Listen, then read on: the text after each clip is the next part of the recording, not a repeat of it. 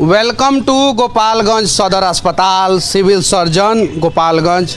Tata Sumo मस्त गाड़ी है और जनता के टैक्स के पैसा से खरीदा गया होगा। उजर कलर का गाड़ी ताकि गंदगी ना लगे, इसके लिए ड्राइवर भी व्यवस्था किया गया होगा और सब कुछ व्यवस्था किया गया है। 2 चोंगा भी लगा दिया गया, 2 एक्स्ट्रा लाइट भी लगा दिया गया है। काहे कि सिविल सर्जन जी को इमरजेंसी में कभी अस्पताल आना हो तो किसी भी प्रकार का तकलीफ ना हो। गाड़ी इनका टकाटक है, इनका कार्यालय अब देखेंगे कि कैसा है। लेकिन अस्पताल की स्थिति ऐसी है कि अंदर कब ही बिल्डिंग गिर जाएगा, कब इसका स्लैब गिर जाएगा, कोई गारंटी नहीं है। और इसके वजह से वहाँ पे काम करने वाले लोगों को भी परेशानी होती है, साथ में पत्रकारों के साथ भी यहाँ पे बदतमीजी होती है। सहयोग कीजिए ना। हम पूरा सहयोग करेंगे आपका। ये देखिए यहाँ पर कैमरा घुमाइए और इसको देखिए क्या लिखा हुआ है।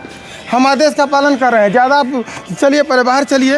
इतना पढ़ लिख क्या कर लीजिएगा इसको बना के महाराज। मेरा कैमरा काहे छीन रहे हैं? अब आउट अच्छा, गेट आउट होइए। क्या करिएगा? कुछ नहीं करेंगे, हम अपना आपको रिक्वेस्ट करेंगे, आप चले जाइए यहाँ से। हम यहाँ के सिक्योरिटी अफसर हैं। कहाँ आपका वर्दी है? वर्दी है या नहीं है? मेरी 8 बजे से ड्यूटी है, मैं पहले आया हूँ। चलिए, सही ड्यूटी पे आप लोग रहते हैं। हम कैसे रहते हैं, छोड़िए ना। आपको तो आखिर ये क्यों कर रहे हैं? दिमाग खराब करके रखा हुआ है। रखिए। देश का एक प्रसिद्ध और बड़ा इलेक्ट्रॉनिक्स मीडिया चैनल के एक सीनियर पत्रकार जो कम से कम 12 साल से पत्रकारिता करते हैं, उनके साथ बदतमीजी इसी अस्पताल में की गई थी, इसी अस्पताल में। अब आगे चलेंगे, सिविल सर्जन जी से मिलेंगे। अगर उनके पास कीमती समय होगा और देने का प्रयास करेंगे तो हम लोग कुछ बात करेंगे, नहीं देंगे तो हम लोग बाहर से बात करेंगे। लेकिन बात तो करना होगा। और बिहार के पत्रकार भाइयों से भी विनती करना चाहता हूं कि इस मुद्दे पे आप लोग एक हो जाइए, क्योंकि महाराष्ट्र में अगर एक डॉक्टर के साथ कुछ गलत होता है तो दिल्ली के एम्स में डॉक्टर लोग हेलमेट पहन के जो है विरोध प्रदर्शन करते हैं।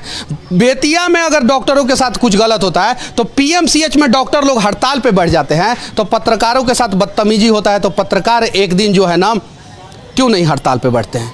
एक दिन पेपर, एक दिन टीवी चैनल क्यों नहीं बंद होता है? होना चाहिए, तब जाके लोकतंत्र का चौथा स्तंभ जो पत्रकारिता है उसका महत्व जो है लोगों को समझ में आएगा। वरना एक टुटपुजिया आदमी भी जो आएगा ना, वो पत्रकार के माइक पे हाथ मार देगा और पत्रकार को जो है ना धकिया के बाहर निकाल देगा।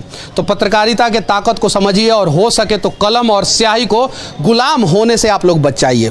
एक लोकल कोई है, लोकल पत्रकार? हाँ, एक आदमी आप आ जाइए। लोकल में आप लोग आ जाइए। हाँ तो हाँ, 4 आदमी बस। हाँ हाँ हाँ।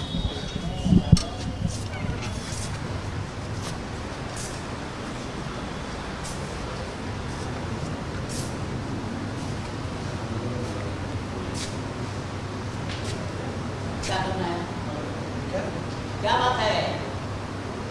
सर आपसे कुछ बात करना था। आप कार्ड है? हाँ सब है सर, सब कार्ड है सर, कार्ड है, आईडी कार्ड है, हर चीज़ है। नहीं तो मेन चैनल को कर देना है। सिर्फ आपको नहीं, सिर्फ मेन चैनल का जो है लिस्ट है डीएम साहब के यहाँ। हाँ, उन्हीं चैनल को बात करना है और किसी से तो आप उस लिस्टवा में देखिए ना, हम लोगों का नाम हुआ है। नहीं लिस्ट आगे तो आइएगा, लिस्ट में नहीं है।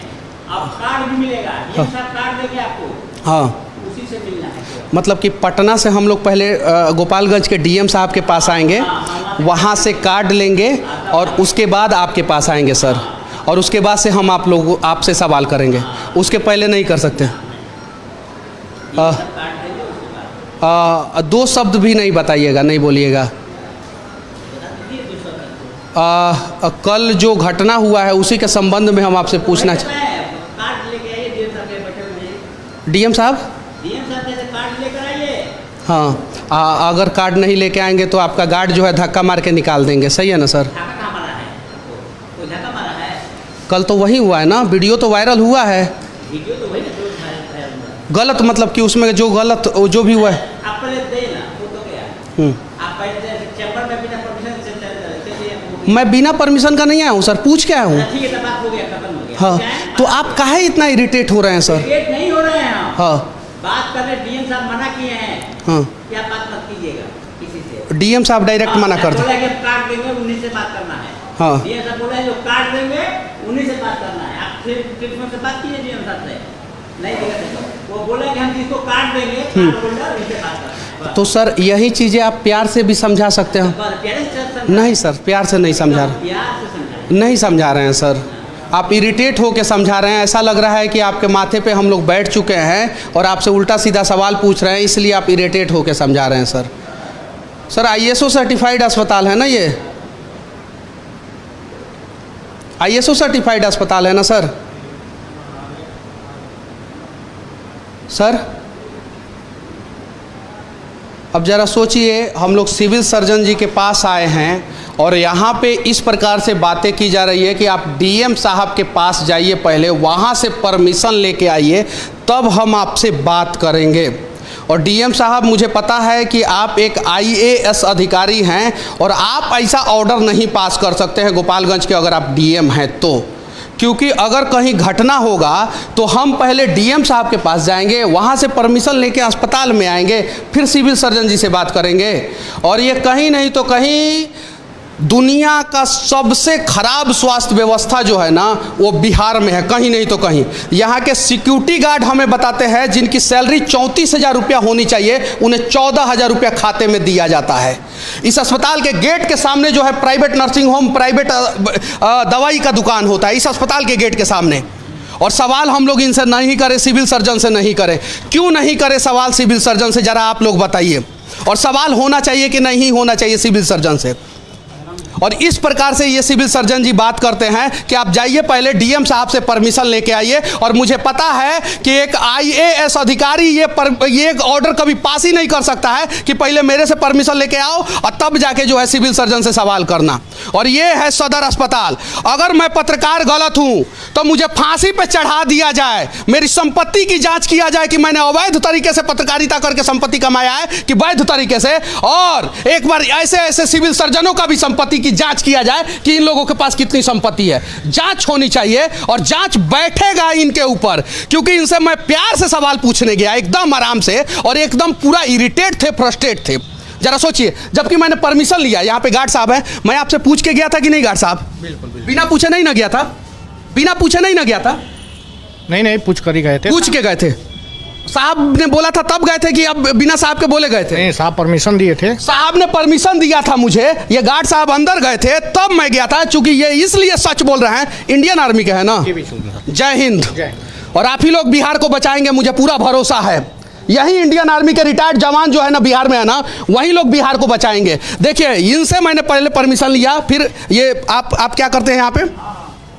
टीम है, मैंने आपसे बात किया ना, परमिशन लिया ना आपसे, तब ना अंदर गया, और आप मुझे लेके गए ना। जरा सोचिए।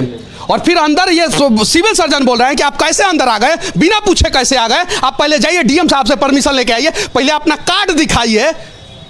जरा सोचिए, इस प्रकार से बिहार में पत्रकारिता को गुलाम किया जा रहा है, और बिहार के लोग आप लोग देख रहे हैं, कहीं नहीं तो कहीं ये गलत है। आप लोग आवाज उठाइए, वरना कल पत्रकारिता अगर जो है गुलाम हो गई, बिक गई ना, तो आप लोगों को, पत्रकार को धक्का मार के निकाला जा रहा है ना, यहाँ पे तो आपको जिंदा मार दिया जाएगा, और उसके बाद से स्ट्रेचर भी नहीं मिलेगा, एम्बुलेंस भी नहीं मिलेगा, और इसके लिए बिहार के लोग, आप लोग दोषी होंगे। सहयोग कीजिए ना। हम पूरा सहयोग करेंगे आपका। ये देखिए, यहाँ पर कैमरा घुमाइए और इसको देखिए क्या लिखा हुआ है।